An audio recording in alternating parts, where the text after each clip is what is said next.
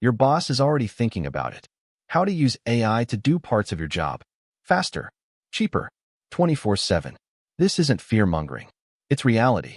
A McKinsey report found that 60% of occupations have at least 30% of activities that could be automated with current AI technology.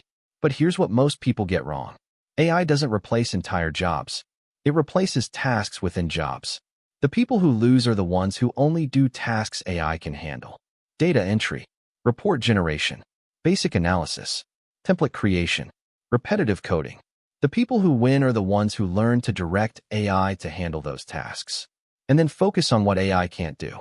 Creative thinking, strategic decisions, relationship building, complex problem solving. The shift is already happening. Companies are reorganizing.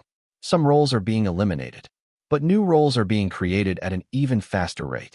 The people who survive this transition aren't the ones fighting AI. They're the ones who learn to work with it. They became force multipliers. One person with AI skills can now do the work of an entire team. That's not a threat. That's an opportunity. If you learn to build with AI, you become the person companies can't replace. Because you're not competing with AI. You're amplifying yourself with it. This isn't a trend that's going away. It's the biggest shift in how we work since the internet. Start now. More at Coding.